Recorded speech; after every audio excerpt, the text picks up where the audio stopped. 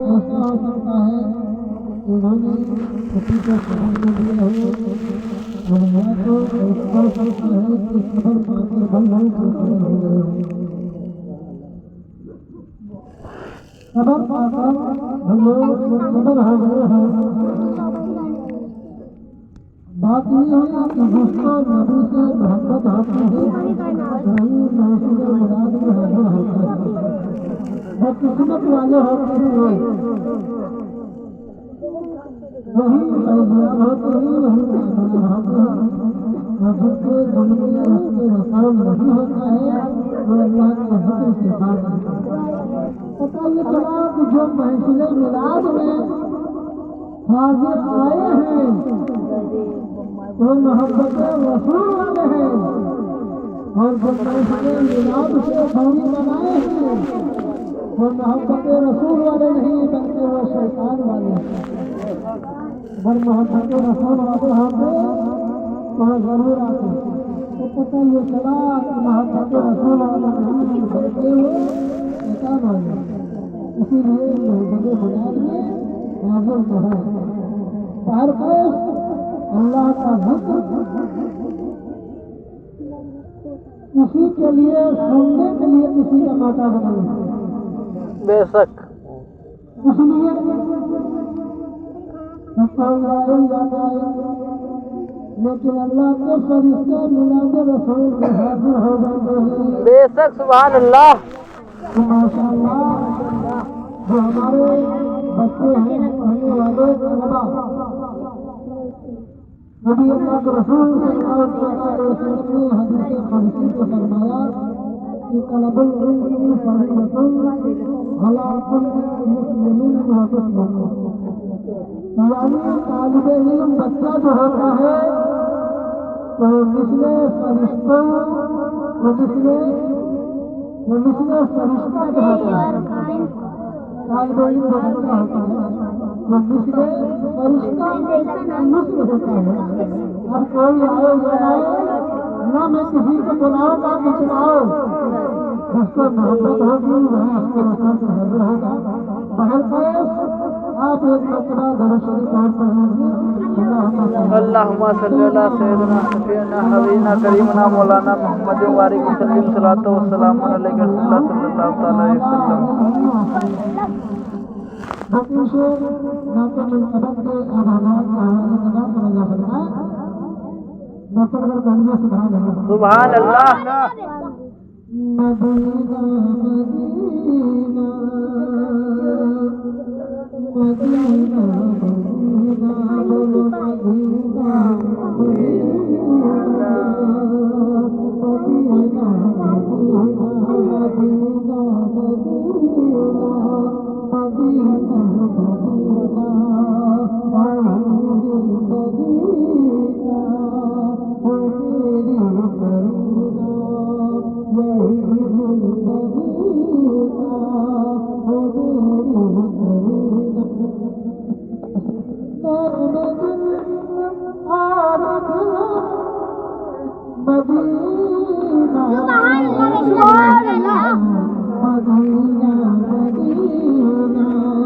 Medina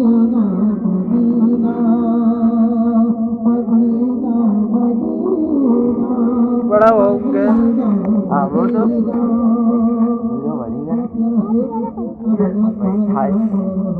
इरशाद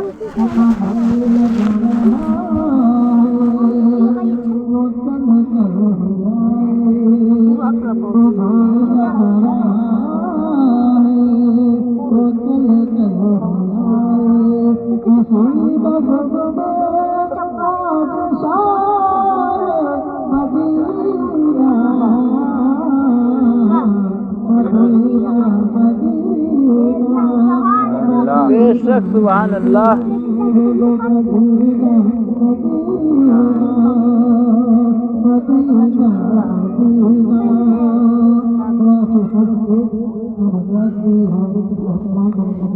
इरशाद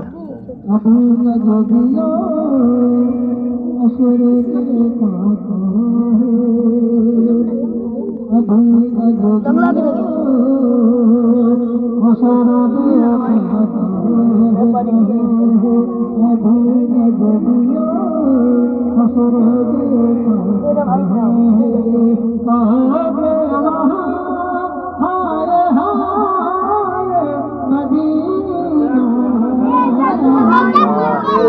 माशाल्लाह।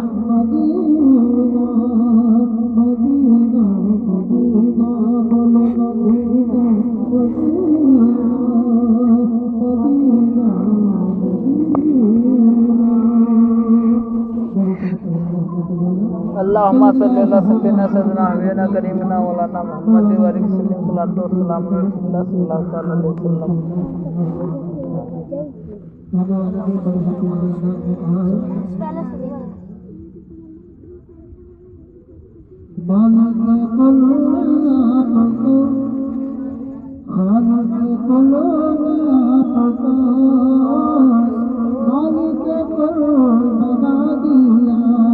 बेशक सुभान अल्लाह।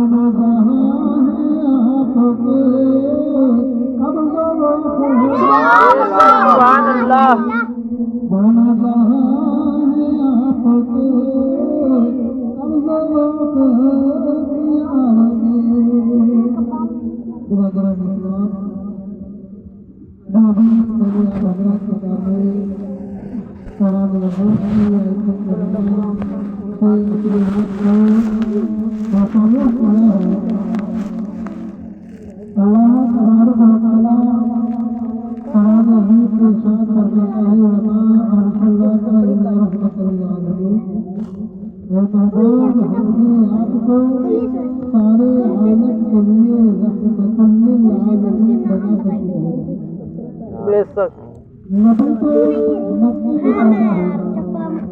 अगर कुरान में ये आयत ना आती तो कोई बंदा का इंतजार कर सकता था कि नबी मक्के में पैदा हुए तो वो मक्के वालों के लिए रहमत है, नबी चीन में पैदा हुए तो वो चीन वालों के लिए रहमत है, नबी मिस्र में पैदा हुए तो मिस्र वालों के लिए रहमत है, नबी हिंदुस्तान में पैदा हुए तो हिंदुस्तान वालों के लिए रहमत है।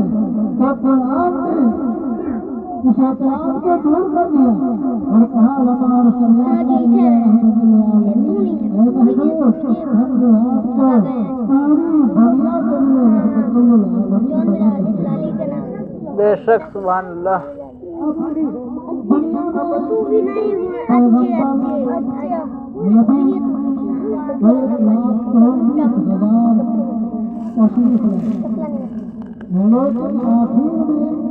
हमारे प्यारे नबी सल्लल्लाहु अलैहि वसल्लम की तशरीफ लाई, उसकी वजह क्या है? आखिर में हमारे नबी की तशरीफ लाए तो उसकी वजह क्या है? वजह ये है कि जो काम कोई नबी न कर सका, जो काम कोई नबी न कर सका, जो काम कोई पैगंबर न कर सका, वो काम हमारे नबी ने करके दिखाया। बेशक सुभान अल्लाह। मेरे मिल्लत के नौजवानों जरा गौर करो, प्यारे आका सल्लल्लाहु अलैहि वसल्लम से जब दुनिया में नहीं आए थे तो उससे पहले दुनिया का हाल क्या था? दुनिया का हाल क्या था? मैं आपको बताऊं कि हमारे नबी के पैदाइश से पहले दुनिया का हाल ये था कि लोग गरीबों को सताया करते थे, बुराओं को तकलीफ दिया करते थे, यतीमों को मार हाथ कर लिया करते थे, बच्चियों को हिंसा बर्बाद कर दिया करते थे, मतलब बच्चियों को जो बच्ची पैदा होती थी चट्टा बोलते हमारे बच्चियों को दिया करते थे। ऐसे लोग इस धरती पर पैदा हो गए थे कि अपनी ही औलादों को, अपनी ही बेटियों को, अपनी ही लखते जिगर को, अपने ही जिगर के टुकड़े को जिंदा दफन कर दिया करते थे, नदियों को मनहूस समझा करते थे। चुप चुप कोई औलाद न थी, सिर्फ एक लड़की पैदा हो गई। लड़की जब पैदा हुई तो बाप ने कहा तो तू चलाइने यार, तू तो चलाइने जो बच्चा था ये यार का लड़की तोड़ पैदा हो गई, ये नहुसक है, लिहाजा मैं इसको कब्र में दफन कर दूंगा, जिंदा इसको गाड़ दूंगा। माँ रोती रही, माँ चीखती रही, चिल्लाती रही कि मेरे जिगर के टुकड़े को मुझसे अलग मत करो। मैंने इसको 9 महीने पेट में रखा है और 9 महीने के बाद मैंने इसको पैदा किया है। अब तुम मेरे जिगर के टुकड़े को कहाँ लिए जा रहे हो, किस जगह लिए जा रहे हो, क्यों दफन करने लिए जा रहे हो? और ये मासूम सी बच्ची है, इस बच्ची ने तुम्हारा क्या बिगाड़ा है? इस मासूम बच्ची ने कौन सी तुम्हें तकलीफ दी है, कौन सी तुम्हें परेशानी दी है? लेकिन वो बाप अपनी बीवी की नहीं सुनता है, माँ की चीख को नहीं सुनता है, माँ की आहो पुकार को नहीं सुनता है, आहो भक्का को नहीं सुनता है, बल्कि बच्ची को जिंदा बर्बाद करने के लिए लिए जा रहा है। अब उस बच्ची को क्या मालूम? बच्ची ये जानती है, वो मासूम है, वो तो ये जानती है कि बाप की गोद शिफकत के लिए है, बाप की गोद मेहरबानी करने के लिए है, बाप की गोद प्यार करने के लिए है, बाप की गोद कब्र में सुलाने के लिए नहीं है मेरे मिल्लत के नौजवानों। लेकिन एक बाप जब अपनी बच्ची को ले जाता है, एक गड्ढा खोदता है, उस गड्ढे में उस लड़की को रखता है, उस बच्ची को रखता है, तो उसका गंदा एहसास जाग उठता है और अपने अबू से ज़बाने हाल से वो लड़की कहने लगती है कि अबू जान तुम मेरी तरफ देखो तो सही, मैंने तुम्हारा क्या बिगाड़ा है, मैंने तुम्हारा क्या बिगाड़ा है? तुम मुझे मिट्टियों गले क्यों रंग रहे हो? तुम मुझे क्यों दफन कर देना चाहते हो? तुम मुझे जिंदा क्यों कब्र में सुला देना चाहते हो? वो लड़की की आवाज को बाप नहीं सुन रहा है, उसकी चीख को नहीं सुन रहा है, उसकी पुकार को नहीं सुन रहा है, उसकी मोहब्बत को नहीं सुन रहा है। आखिर में ऊपर से जब मिट्टी डालने लगता है तो वो लड़की चीख कर आसमान की तरफ देखती है और कहती है मेरे मौला, मेरे पाक परवरदिगार आलम, एक ऐसा कोई इंसान पैदा कर दे इस दुनिया में ताकि कोई अपनी बच्चियों को जिंदा दरगोर न करे। बेशक सुभान अल्लाह। बच्चों को कोई जिंदा दफन न करने पाए। मेरे परवरदिगार मरने के टाइम पर मेरी इस चीख को, मेरी इस पुकार को सुन ले। उधर माँ आंचल फैलाए दुआएं कर रही थी कि मेरे पाक परवरदिगार तूने मुझको पैदा किया है, मेरी बच्ची को भी तूने पैदा किया है, खाना तू मुझको अदा कर रहा है, तेरे ही भरोसे पर, तेरे ही देने पर मैं अपनी पूरी जिंदगी को गुजर और बसर कर रही हूँ। मेरे मौला कोई शिकायत नहीं है, कोई शिकवा नहीं है, न कोई खाने का शिकवा है, न कोई पीने का शिकवा है, न चलने फिरने का शिकवा है, न सोने जागने का शिकवा है, न शोहर का शिकवा है, न किसी का शिकवा है। मेरे मौला सिर्फ एक शिकायत है, वो शिकायत ये है मेरे मौला मेरी दुआ को कबूल फरमा ले और कोई ऐसा इंसान, कोई ऐसा अल्लाह का मुकर्रम बंदा इस दुनिया के ऊपर भेज दे ताकि फिर माँ की कोई गोद उजड़ने न पाए। बेशक सुभान अल्लाह। माँ की कोई गोद उजड़ने न पाए, कोई अपनी बच्चियों को जिंदा दफन करने न पाए। उस लड़की की चीज, माँ की चीज आसमान से टकराती हुई, जमीन से निकलती हुई, आसमान से टकराती हुई मौलाए कबीर की बारगाह में हाजिर होती है। माँ की दुआ और उस लड़की की दुआ रब्बे कबीर कबूल फरमा लेता है और जब कबूल फरमाता है तो अल्लाह तबारक व तआला नूरे मोहम्मदी सल्लल्लाहु तआला अलैहि वसल्लम को इस दुनिया में पैदा फरमा देता है। जब मेरे प्यारे अल्लाह मक्का की सरजमीन पर जब पैदा हुए तो जो लोग लड़कियों को जिंदा दरगोर कर दिया करते थे, यतीमों का मान हड़प कर लिया करते थे, बेवाओं विवाहों को तकलीफ दिया करते थे।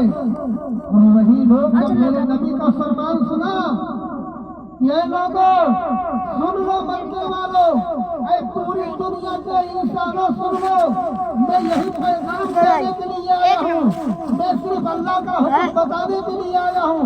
और अल्लाह का हुक्म ये है, अल्लाह का पैगाम ये है कि जब किसी के घर लड़का पैदा होता है तो वो नहुसत नहीं होता, और लड़की पैदा होती है वो नहुसत होती है।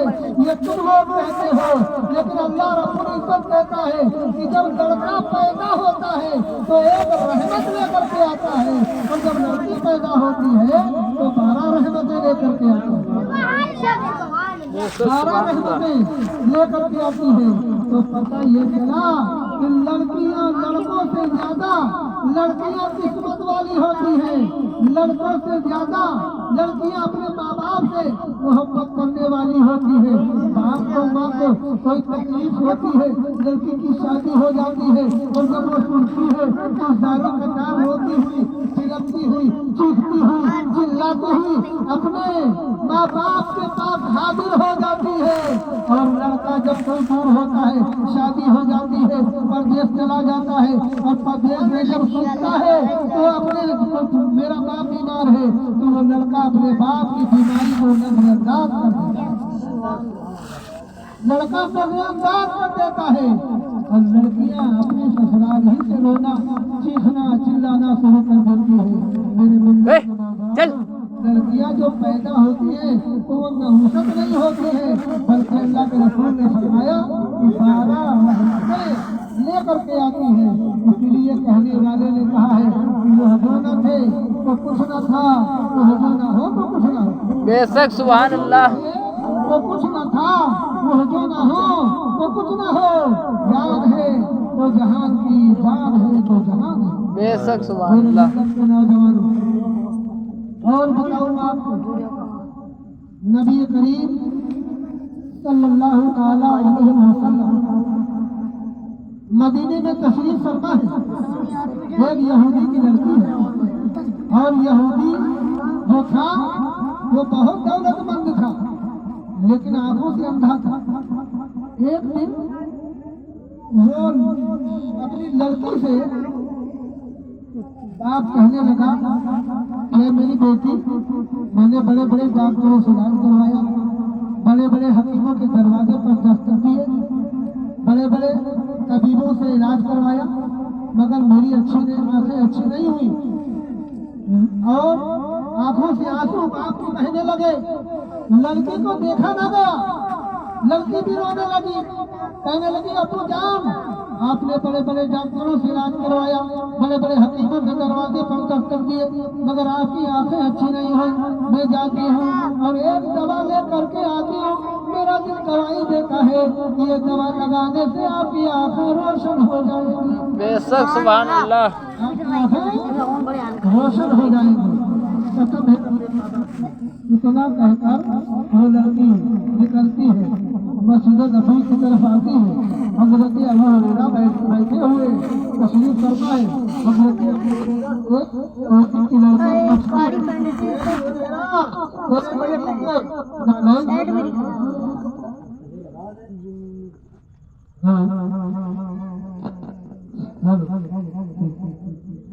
अबू हुरैरा की तेरे नबी के नालायक किधर है?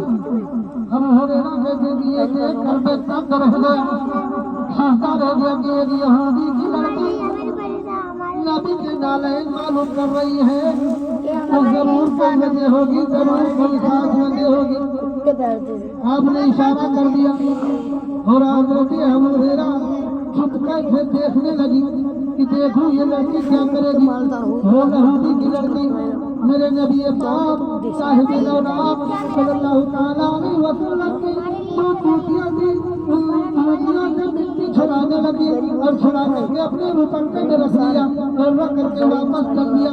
हज़रत अबू हुरैरा भी पीछे पीछे है, हज़रत अबू हुरैरा भी उस लड़की की पीछे पीछे है। वो यहूदी की लड़की अपने घर आती है, अपने बाप से कहती है कि अबू जान, आपने बड़े बड़े डॉक्टरों से इलाज करवाया, बड़े बड़े हकीमों के दरवाजे पर मगर आपकी आंखें रोशन नहीं हुई।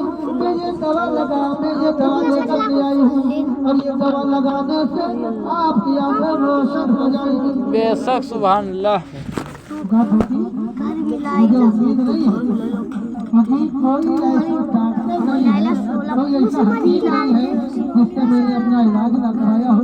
और तो कहाँ से दवा लेकर के आई? तो लड़की ने कहा, अब्बा जान मैं दवा नहीं लाई हूँ, बल्कि मैं खाक लेकर के आई हूँ, मिट्टी लेकर के आई हूँ। मिट्टी? हाँ, इसकी बाद में बताओ जब आपकी आंखें रोशन हो गई। कसम है रब्बे काबती, जैसे ही उसने अपने बाप की आंखों में मेरे नबी के नालैन की छुड़ाई हुई मिट्टी बाप की आंखों में लगाती है तो उसके बाप के आंखों में रोशनी पैदा हो जाती है। बेशक सुभान अल्लाह। दूसरी आंख में लगाती है तो दूसरी आंख भी रोशन हो जाती है। हम लोग लड़की को कहने लगा, बेटी ये दवा कहाँ से लेकर के आई थी, किस हकीम के पास गई थी, किस तबीब के पास गई थी? लड़की कहती है, ना तो मैं किसी डॉक्टर के पास गई, ना मैं किसी हकीम के पास गई, ना किसी तबीब के पास गई। तो कहा ये ऐसी आंखें रोशन हो गई। कहा कि नबी पाक सल्लल्लाहु अलैहि वसल्लम की जो जूतियाँ थी उनकी जूतियों की मिट्टी छुड़ा करके लाई हूँ। वो मिट्टी आपकी आंखों में लगा दिया, आपकी आंखें रोशन हो गई। तो अब्बू जान आप अंदाजा ये लगाइए, जब नबी की जूतियों की हाथ का आलम ये है तो नबी के हाथ का आलम क्या है? सुभान अल्लाह। जब उनके गदा भर देते हैं सहाबा जमाने की झोली महताज का जब ये आलम है। छोटा लिया रे कहाँ? छोटा वाला। और का आलम क्या होगा? हजरात गिरामी आप लोग यहूदी और यहूदी की लड़की बादशाह मोहम्मदी में हाजिर होती है। चल कलमा पढ़ करके वो मुसलमान हो जाते 8 बज गया है। ये वही तय कही कितने बजे खत्म हुई? 10 बजे। इस्लाम से तो अल्लाह मेरे मंदिर को आज हम तरह तरह की तकलीफों में तरह तरह की परेशानियों में क्यों मुब्तला है? उसकी वजह क्या है? उसकी वजह यही है ये सो जाए। नूरे मोहम्मदी सल्लल्लाहु अलैहि वसल्लम की मोहब्बत से हमारा दिल खाली है। और आज भी अगर इब्राहिम का अगर आज भी इब्राहिम सा हो इना पैदा आज कर सकती है बंजारे आज कर सकती है बंजारे मनुष्य पैदा। अल्लाह तआला के बारगाह में बोला है हमारे को बोला हम सबको नबी पाक सल्लल्लाहु अलैहि वसल्लम बंद खत्म। खत्म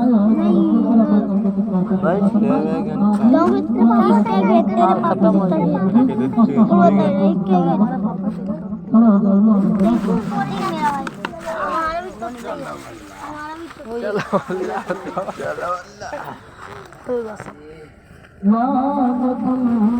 सलाम अलैका या कहाँ जा?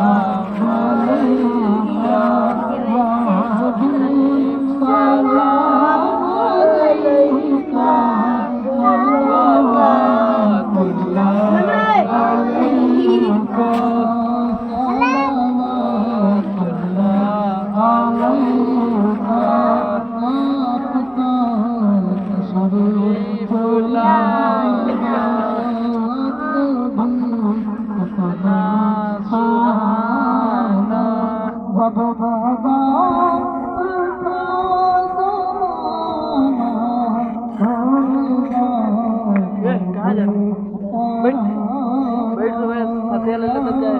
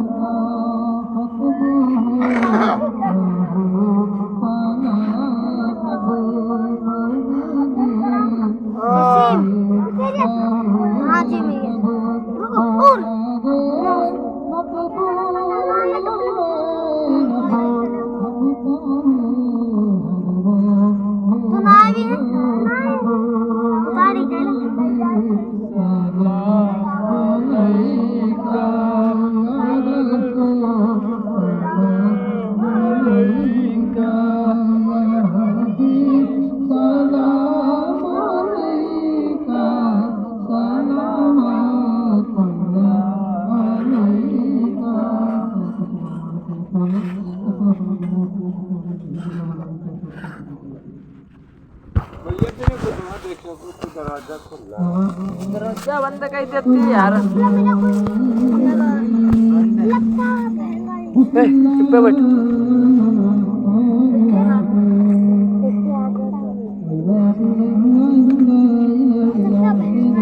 अब आए खत्म हुई गई। हाँ अब आया तो काना कर बैठो। चुप देखो यही आई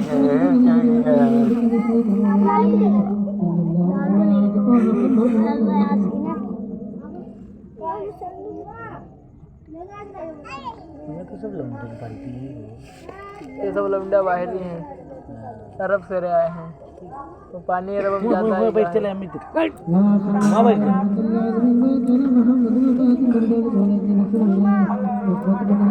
अजान हो लागे। अजान जब बंद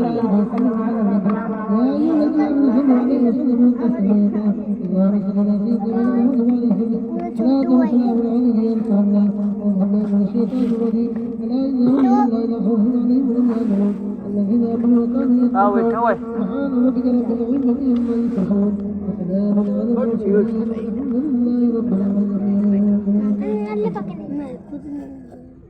आमीन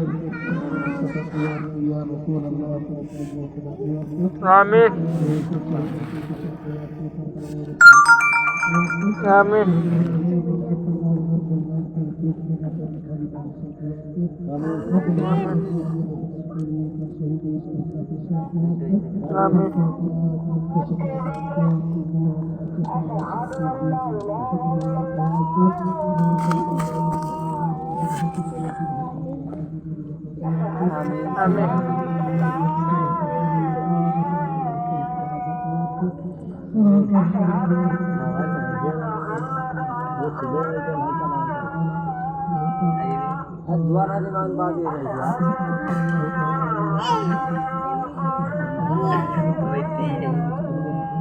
भैया ऐसे करो, ऐसे करो,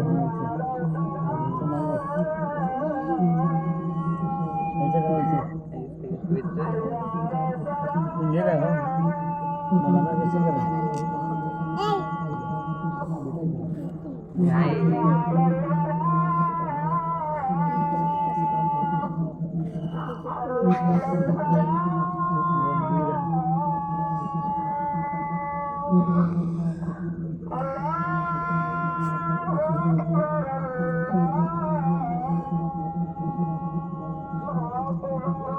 पातिया लो इससे कहा था हजार नहीं रहे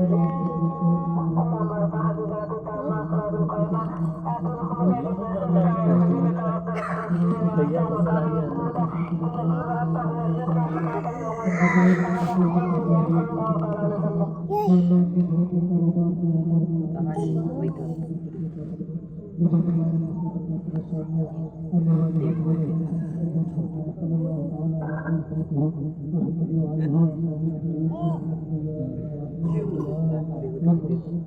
हाँ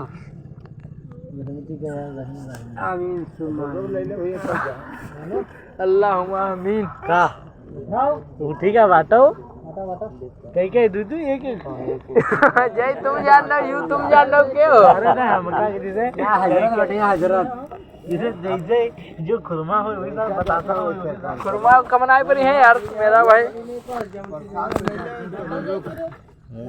प्रसाद बताओ